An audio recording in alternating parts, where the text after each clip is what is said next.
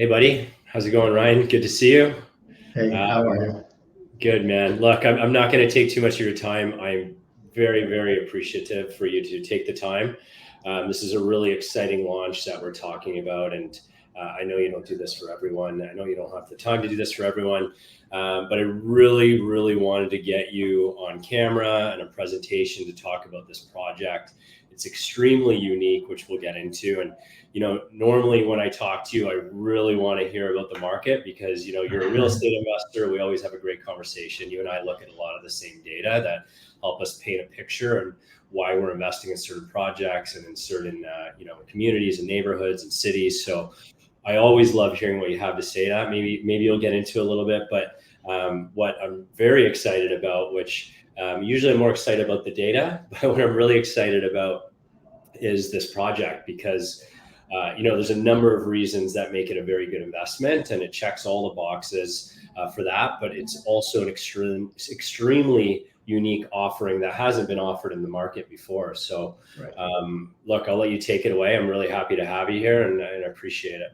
Yeah, so I appreciate you having me on, and I guess we've been working together for way too long for me to be able to say no to you if you asked me to come on here. So in a way, you kind of one of my soft spots in the industry is Ryan Coyle and the Connect Well, team. I So mean, look, I think that's an important point. We have been working together a long time, and you and I have been investing in a lot of the same projects together. And many of right. my clients have invested in the projects that you've represented. And I should take a step back. Ryan Rabinovich represents the developer. He's the founder and CEO of Rare Real Estate, which is the sales and marketing company for the developer. But yeah, our clients have made a ton of money investing in the projects you represent. So here we are. Appreciate it. Yeah. So hopefully we can replicate it again here.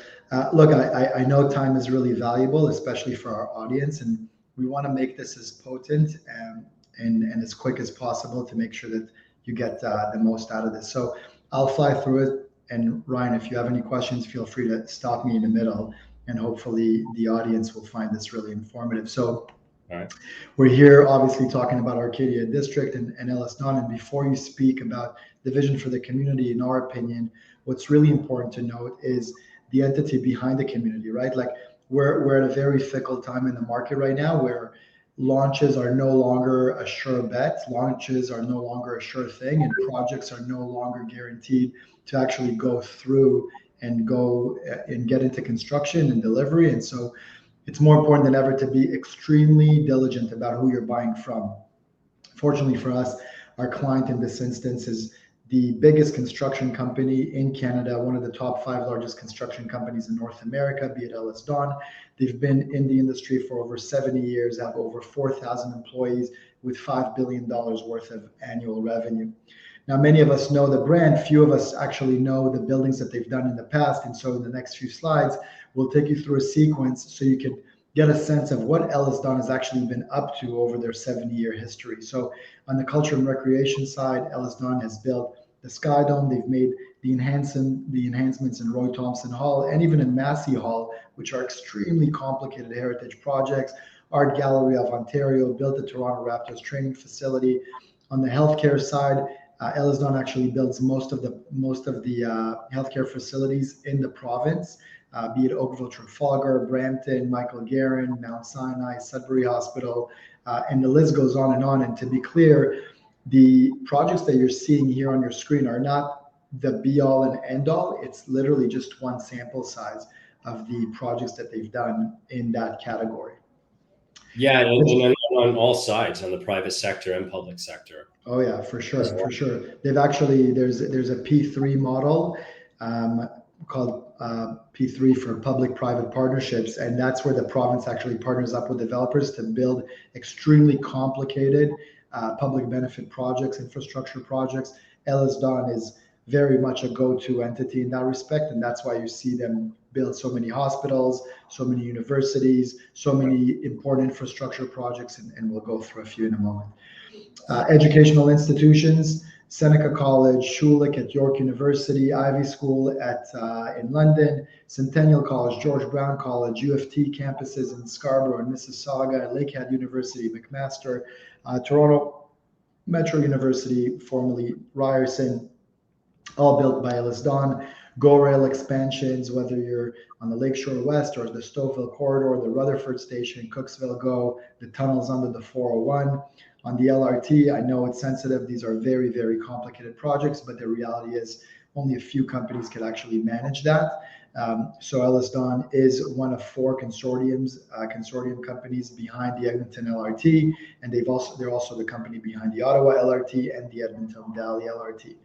Most of the office buildings, or many of the office buildings in the downtown financial center, are built by Ellis Don, and of course, major retail facilities are also built by Ellis Don, including the Square One, Yorkdale Mall, Vaughan Mills, Markville, Fairview, Shops of Donville. So you're starting to see a pattern on the level of exposure that Ellis Don has to facilities, institutions, infrastructure projects that you and I kind of frequent often.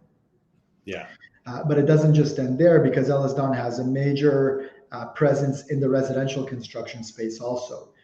So they are selected as builders for many of the most complicated development projects in the country. For those of you who may be familiar with King Toronto by the developer Westbank.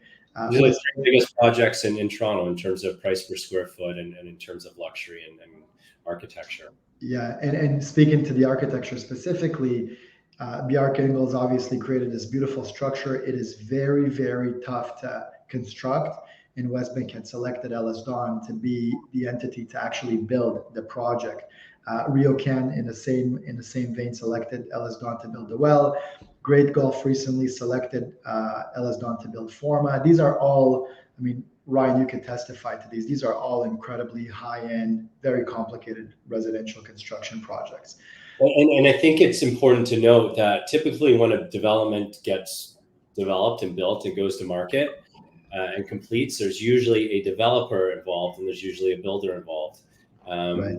And in rare cases, no pun intended, a developer is also a builder. And this is one of those cases, obviously, one of the top builders. So yeah.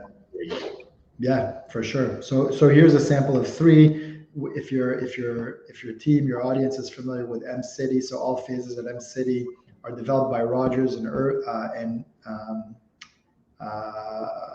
Corp. Sorry? Urban Capital. Urban Cap, like Urban Corp. And all phases have been built by Ellis Don. Diamond Corp, Filmer, at Brightwater, also built by Ellis Don. The Ritz-Carlton built by Ellis Don. So the list goes on and on, but really it all kind of filters down to this single slide where every morning when you wake up, you need to know that Ellis Don has about 23,000 condo units, residential units, under construction, equivalent to a $10 billion pipeline and representative of 30.7 million square feet of residential. On the commercial side, that about any other builder. Sorry? I don't think you could say that about any other builder. Definitely no builder/developer. No. The level of exposure here to the project, to the field of construction is unmatched, absolutely. And the next little snippet is going to indicate the depth of expertise is that Ellis Don has completed 1,000 commercial and retail projects, like completed, right?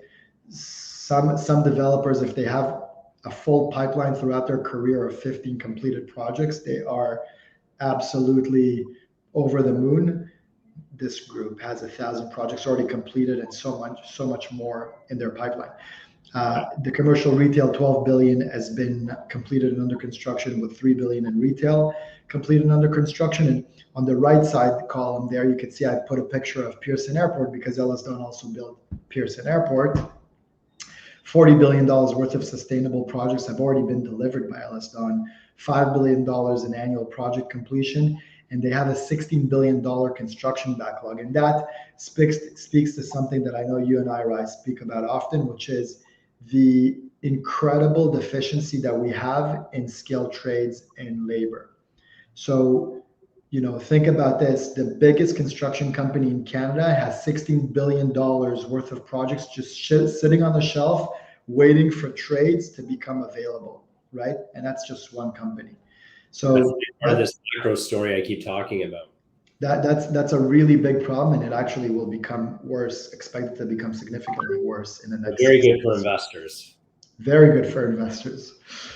So over their 70-year history, Ellis Don has obviously performed and delivered on a lot of projects, and they've become so successful and have attracted international attention. Now they actually operate from 5 different continents, 19 different countries, and they've really been highly regarded for their expertise. So the next few slides will take you through some international projects that they've done, including Dubai Hills Estates, which is in Dubai, a new suburb. It's a $10 billion community, 75 million square feet, includes villas, apartments, hotels, parks, malls, schools, even its own rail system, all built by Ellis Don. The 5-star resort, Atlantis at the Palm in Dubai, $1.5 billion resort construction, built by Ellis Don as well.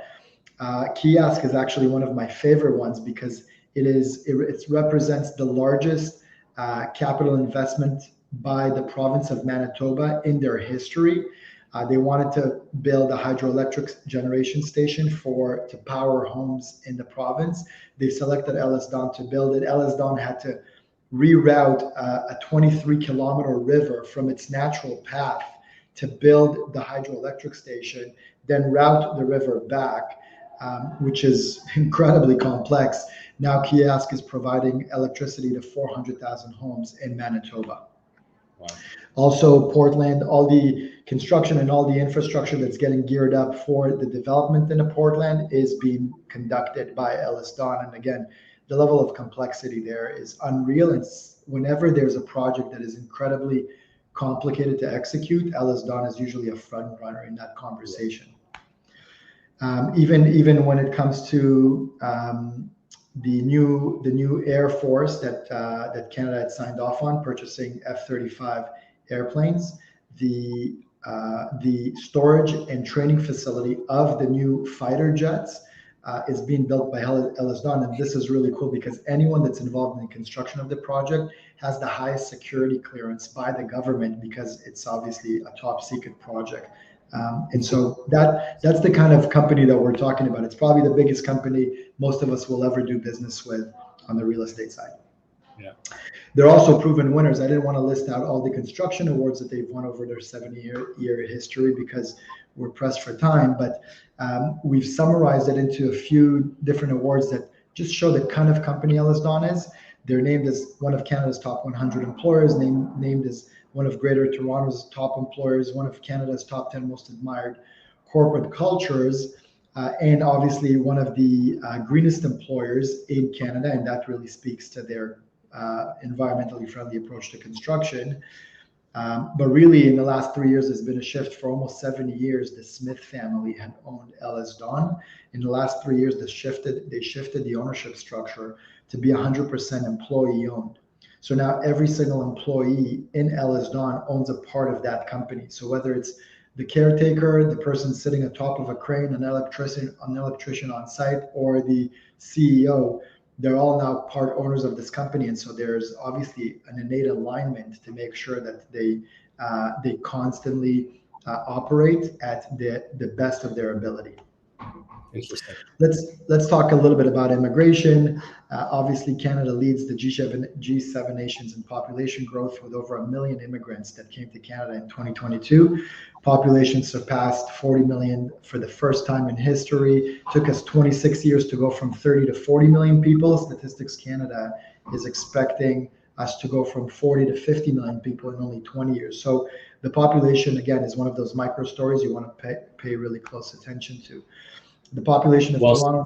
CMHC just came up with, maybe this is the slide. No, I don't think it is. So CMHC just came out with a recent study that forecasts a shortage of 4 or 5 million homes by 2030 based on today's current immigration policies and the supply construction policies in place.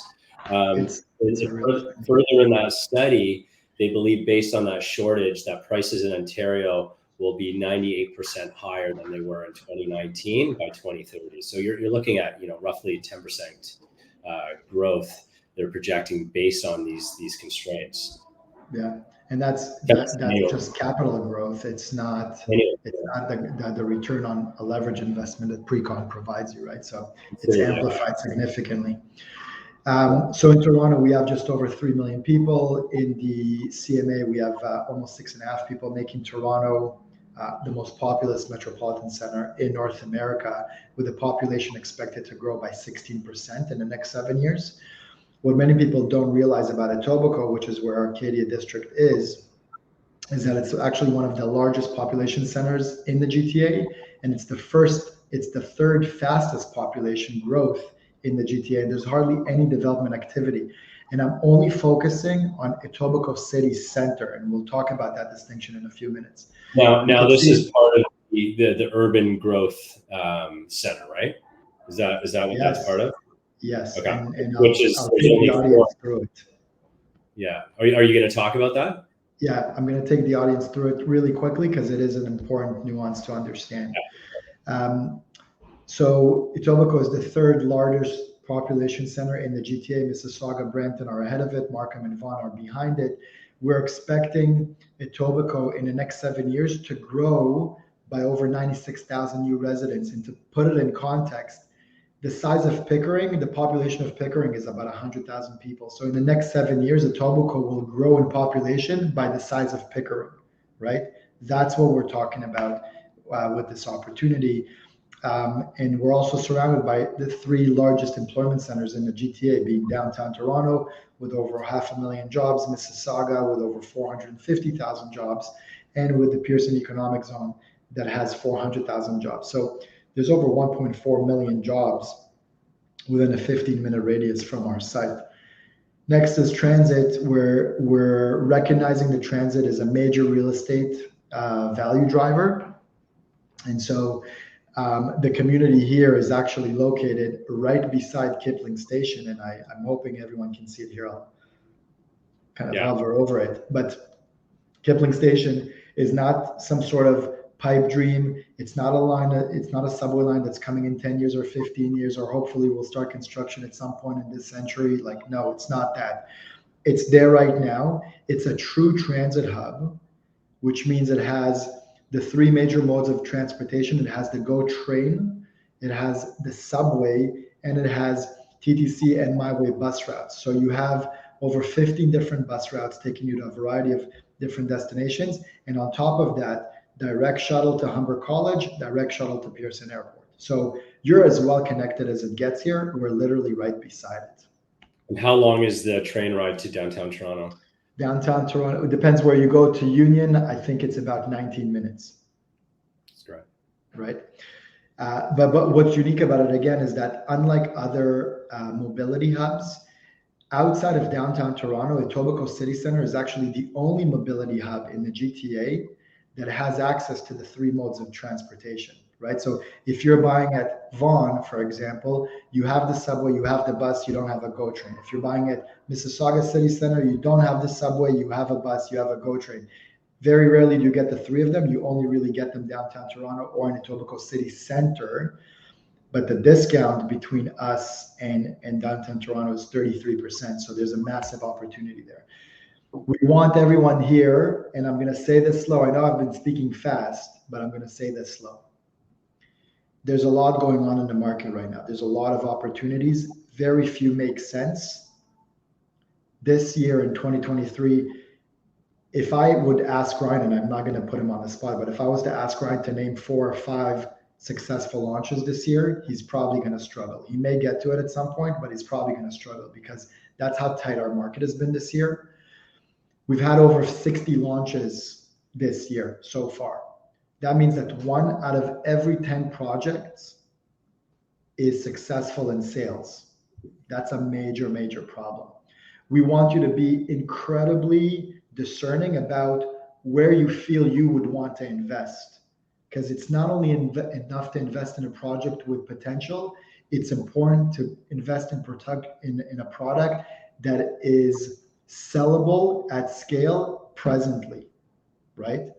So we want you to focus on investing in opportunities with actual upsides, not funny stories, not cute narratives, something that is tangible today. The best way to navigate through how a project will perform in the future is to follow public policy, to follow the government's expansion policies. The province. That's always been the way. And to be honest, like you're right, the 4 or 5 successful projects that I've sold this year have been ones where I've talked about government money and infrastructure and spending. And, that's the smart money, follow the smart money. Yeah, well, generally, if you follow public policy, you'll do well. And right, certain developers' entire land acquisition business model revolves around where is the province expanding to, and the province doesn't keep that as a secret. They put it out in public official statements, and they say we have designated. There's 5 major growth centers in the city of Toronto. One of them is Scarborough. Scarborough doesn't have a lot of active developments in the city center, so we're going to leave that out for now. The other 4 are downtown Toronto, North York Centre, Yonge and Eglinton, and Etobicoke City Center, which is right where we are. Look at the price differences, right? We're up to about. Sorry. The best advice at the beginning, right? Yes, and so you want to follow provincial spending, right? So when the province said we're going to designate Etobicoke City Center as a major growth centers, that means that they want to see the growth in Etobicoke happening specifically here in this location. And what I would say is, Ryan, you remember Vaughan City Center 15 years ago? Yeah. What was it like there? What was going on there? Just land. There was like a Walmart and fields, right? Yeah. Mississauga City Center 15 years ago, you had Square One and tons of parking, right? Now you're driving through those communities and they're developed from top to bottom completely differently, right? And so I ask you, and I ask the audience, does anyone here think that growth in those areas was by coincidence? No. That growth has been designated by the province. The province had a plan and they said, we want growth here. So guess what happened? Developers went in there, bought the land, developed, and were bringing the growth that the province had wanted. And the province had supported the growth by the introduction of new infrastructure. So for Etobicoke City Center, they had a 5-layer plan as to how they're going to make sure that growth happens. Number 1 is investing in infrastructure. Number 2 is creating a vibrant community. So that's bringing in a new community center, new skating rinks, new parks, new schools, whatever the case may be. Bringing in future jobs, transit orientation, which they've already done. Again, that's the province putting their money where their mouth is. They're saying, we want the growth to happen here. We're going to put a transit station here. It didn't happen by coincidence. Etobicoke City Center wasn't selected, out of nowhere. And finally, the only notes that I have today for this meeting was to talk about the top reasons to invest in a project in a community, and you've just taken all my notes, so that's fine. But like this is bang on, and people always ask me what makes a development good, what makes a development great, and this is it. And when you have the infrastructure and you have the transit, so you have investment in transit and infrastructure, that's creating the jobs, that's then creating the population growth, that's then creating the demand. And as obviously, when you get in at the very, very, very early stages of that, you make incredible returns. I mean, typically, that's the opportunity. Beginning to middle, you're still making really good returns when it's something of great magnitude, like downtown Toronto. I mean, that's a similar story. Think about the condo boom in downtown Toronto. People, when I started selling real estate in the early 2000s, I would try to move home buyers to condos, and they said I was nuts. They would not want to buy a condo. That was probably 2005, 2006. And now it's pretty much the only option for the majority of people. But Toronto had a very similar story. The government started doubling down on infrastructure, started doubling down on transit, waterfront revitalization, downtown revitalization. So that's at a larger scale, but that is it happens at a community scale, a city scale, a provincial scale.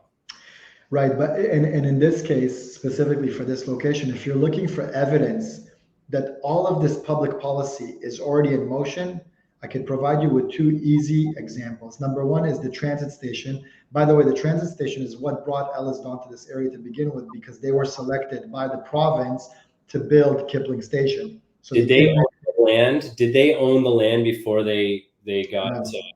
No. So they obviously see the value. They get it. No. They're smart. They actually bought the land after about 6 or 7 months after they completed Kipling Station. It took them about 3 years to complete. It was completed, I think, in 2021, and they bought the land in early 2022.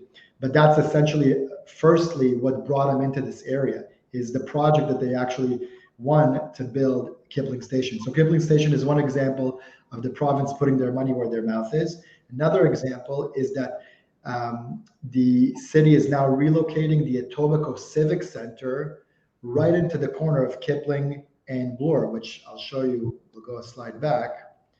Like if you see my mouse, you see this is Kipling Station, right? You see the mouse or no, right? Trying to find it. Cursor hovering over. We do not see it. Okay, so there's Kipling Station right there. You see the Arcadia sign right beside it. And right between Kipling Station and Arcadia, there's that intersection on the kind of right-hand side. That's actually the new Civic Center. And the new Civic Center is going to be built 550,000 square feet. Ellisdown is actually in the process of bidding for it. 550,000 square feet, brand new community center, brand new civic center, brand new city office building. So that means government jobs are coming, thousands of them. Brand new skating rink, brand new daycare, just all of these facilities that we're saying are coming, they're in process. So the question that you have to ask yourself is, if you could buy again an M1 or in Transit City 1, in Vaughan and in Mississauga, when those communities just started, would you regret investing at that time, at that place? Probably not, right? Yeah. This is that opportunity right now. And we know that the growth is coming because there's 10,000 units planned within a 1 kilometer radius from us, but we're the ones that are really starting the development here at scale. And there's 23,000 units coming within a 2.5 kilometer radius in over 35 active applications. So everyone, the growth is coming. The question that you should ask yourself is, do I want to buy at the starting point of all of that growth or at the end point? Yeah, it's interesting. I mean, that's such a good point. And I've been having this conversation with a lot of my clients, and I find it fascinating, the psychology of how we think. Everyone is waiting, not everyone, a lot of people are waiting until the market starts appreciating before they buy. When there's opportunities now, we've got lower deposits, we have lower prices in pre-construction, we have much better incentives. And, I think a lot of people are confident we're at or close to a bottom. But pre-construction, you're not even buying today, you're essentially buying a future. So why not put your stake in something today where you could take advantage of the opportunity this market is, but most people will wait until prices start going up. And it's almost like a FOMO. So I always find that true. Yeah. It's so true. I think buyer psychology is really backwards when it comes to opportunity. It's like when everybody knows about the opportunity, it's probably too late. That's generally a pretty good rule of thumb. And I know it feels very counterintuitive, but the best time to invest in pre-construction specifically is at a high interest rate environment, because you're locking in a value, at today's price, yeah, and you're not seeing it completed for 3, 4, 5, in this case 4, close to 5 years. So you're really able, because interest rates will come down at some point, and when they do, what we've seen in our market in the last 4 or 5 slowdowns over the last 15 years is that when our market returns, the comeback is quick. Very fast. It's quick. So if you want to time the bottom, don't do it, because you could easily miss it. Just find the right project and the right opportunity and get in it. Yeah. Next, we'll just talk about, this slide is a little unclear. I'm going to clarify it, but we're going to do a better job with it on the launch. Essentially, it just shows you the price gap between us and the other growth centers on the purchase side and on the rent side. So you can buy downtown Toronto and pay 33% more, but you're only getting 12% more rent.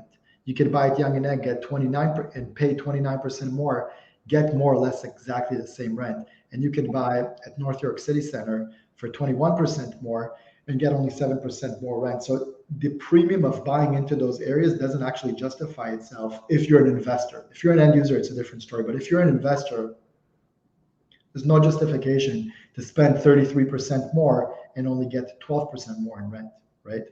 If you compare us even to the major growth centers around the GTA, we're actually priced like a suburb project. And to your point, Ryan, when we were first looking at the site in March and April last year, when the market was hot, we were really underwriting this at over $1,300 a foot, right? I was going to guess 1,400 a foot. We were. Yeah. Point. If this were a normal market, you'd be coming to market at 1,400 a foot, and the entire project would sell out. So we're now coming out at prices that are cheaper than Mississauga. We're a Toronto project on the subway literally in the center of a growth hub that's about to. So how is the developer able to do that? Does that tie into? I mean, they own the development side, the building side. They're obviously able to, imagine, streamline construction and costs a little better. Yeah, for sure. I think there's no one that can control construction costs better than this group here, for obvious reasons. Yeah. Because they're so intrinsically tied to the market. They understand, they know where the pitfalls are, they know where the opportunities are. But what you know you're going to get for this money is actually the best in class construction quality, because Ellis Don really cares about how they construct. It's not one of those things where they're trying to put together, we have another development in our neighborhood, our neighbors. That's a completely different business model where they look to build as fast as possible, as cheap as possible, and care very little about the quality of the product, whereas at Ellis Don, that's just never going to fly, right? Like, can we get into the quality? Yeah, absolutely. I mean, we'll get into some. I think that's such a key point. This is the first building of obviously a lot of buildings to come, but this is, correct me if I'm wrong, Ellis Don's first residential tower. This is their first residential tower solely under their own banner. That they're developing. Under their own banner, yeah. Developed, right? Not built, but developed and built by Ellis Don. So I mean, look, they're obviously going to knock this out of the park, as they always do with their projects. That's why they're so successful. But the amount of value I know from having conversations with you and seeing the renderings and hearing more that are coming with this building, not only in the suites, which I'd love for you to touch on quickly, but in terms of the architecture, the design, the materials that they're using for the exterior and the common areas is just, I think, second to none. Yeah. If you really want to get a great feel for it, I'd encourage you to, not you, because I know you've been, but the audience here to stop by our presentation center. We're going to have it open for our platinum brokerages next week. And for some time beyond that, you don't have to guess about the quality. You could just come and touch it and feel it for yourself.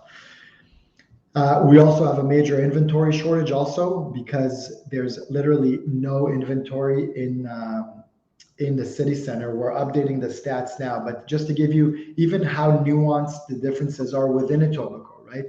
On the Queensway, for example, right now you have 75 units available for lease, just for lease, right? In Etobicoke City Center right now, you have 13.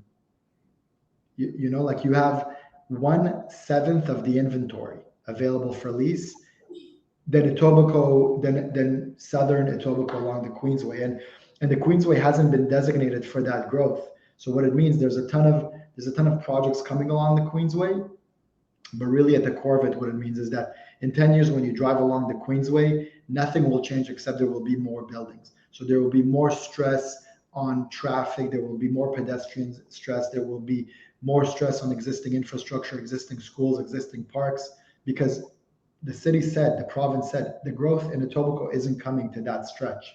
Yeah. They said the growth in Etobicoke is coming to the city center. So when you drive through Etobicoke City Center in 10 years, it will be significantly different, because you have the new transit station, you're going to have the new civic center, you're going to have, a bunch of new buildings coming up, you're going to have new parks. That's, by the way, a part of our projects is bringing in a new park as well. So all of those public benefits go hand in hand with the province's commitment to bringing in the infrastructure to support the growth. We're surrounded by 6 higher education institutions: U of T downtown, U of T Mississauga, Ryerson, Toronto Metro University, Sheridan College in Mississauga, and then Humber College, both the North and Lakeshore campuses. Altogether, enrollment here is almost 160,000 students, 44,000 of them are international. But get this, there are only 10,000 residences offered by those institutions. And so even from that perspective, we're kind of providing a much needed relief. We spoke about this briefly. We want you to capture growth by investing really early. Already, Etobicoke is starting to show signs of that growth, they're outperforming Toronto price growth by 64% from Midtown or from downtown and 119% in Midtown. But on the rent side, we're actually seeing something really cool happening where our rent growth is actually at a higher pace than Toronto West, Toronto East, Toronto Central, Mississauga, Vaughan, Peel, York. The average rents in Etobicoke City Center specifically, again, not talking about anywhere else in Etobicoke, in Etobicoke City Center specifically, the average rents are rising quicker than those 7 regions. Finally, something really cool, as if there isn't enough in this offering, Ellis Don has partnered with SMEG in this project. So SMEG, for those of you who may not know, is a luxury Italian kitchen appliance manufacturer. All the appliances are made in Italy. It's actually an incredibly discerning brand as far as who they collaborate with. This is the first time in their history that they've done a residential appliance partnership with a developer in Canada.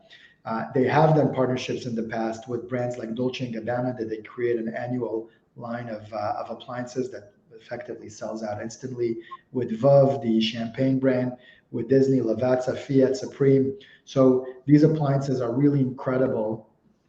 The appliances that you're seeing here on your screen are the appliances that you will get in your unit. Every unit will get as a standard full SMEG kitchen appliance package. And speaking again about the quality, for most developers, having appliances in the kitchen is an afterthought. For us, we recognize it's the focal point of the home. It's the heartbeat of the home. We want you to have statement pieces that bring tangible value, whether you resale or you rent or you live. We want to bring something that brings tangible value to your lifestyle. And so that's it. And something cool about it is that the SMEG Classica line, which we'll be using in every single unit, the SMEG Classica line here has actually been designed by SMEG along with Guido Canali, who is one of Italy's most highly respected architects and designers.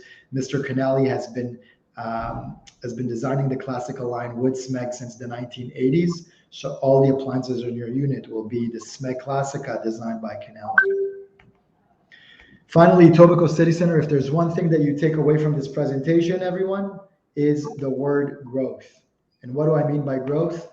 Growth in developments with 23,000 units coming in a 2.5 kilometer radius. Growth in employments with over 1.4 million jobs within a 15-minute commute. Growth in transit with the Kipling Transit Station Hub. Growth in population, with Etobicoke being the 3rd fastest population growth pace in Toronto. Growth in infrastructure. We're seeing the growth in prices starting and continuing over the coming years. We're talking about the growth in rents. We're talking about the growth in values. We're talking about capturing that growth potential. And of course, finally, and just as importantly as everything else, is you get to invest alongside one of the most trusted names in Canadian real estate, which is Ellis Don. Phase 1 is 34 stories, 405 units. We have a massive Arcadia Club amenities, over 60,000 square feet. There's a massive park, almost 30,000 square foot park on the property, starting in the 500s, launching this October. Please make sure that you connect with Ryan ASAP to get into any of these suites. Ryan could share this key plate, but I can assure you we've spent a lot of time making sure that it's as good as it gets. Very efficient, livable layouts. Ryan, you can share that with the audience. Yeah, we'll share some renderings as well. And that's it. Ryan, I love it. Thank you very much. I love that you said growth, because anytime I'm investing personally and I'm talking to my clients, I'm like, what is the growth story here? That's the question an investor always needs to ask. And, you have somewhat of a crystal ball when you're an investor, but, it's not that sophisticated. You really just kind of look at what's the growth story. And again, follow the government's money. They did all the due diligence. And when all those things are added to a community or a city, it does really, really well for real estate investors. So, can I just jump in here with one observation quickly? Yeah. Right? One of the best ways one of the best approaches to investing is taking the guesswork out of whatever you're investing in, right? So if you're investing in a project that's just kind of on an island, nothing much is happening around you, you're really relying on the market appreciation to just carry the asset value up with it. So in a great market, you'll do well, and in a not so great market, you may not do so well. Here, what we're trying to present you with is an opportunity to not rely on the market performance alone to see the value of your asset rise. Because irrespective of how the market performs, the infrastructure is still coming, and infrastructure always adds value to real estate. So Yeah. you're taking some of that guesswork out of investing, and you're improving your probability of seeing greater returns over time. Yeah. Couldn't agree with you more. Look, again, thanks, Ryan. I know you're extremely busy, and this is a really exciting launch. And thank you to our clients who watched it, and I hope we're going to see you guys at the presentation center. We're going to add my team will add some renderings of the architecture and the video, or some of the images of the architecture because it's absolutely stunning. Ryan, thanks again. I look forward to seeing you. I'm sure I'll see a lot of you over the coming weeks. Appreciate it, as always. So thanks for having me, and thank you everyone for listening. All right, thanks, Ryan.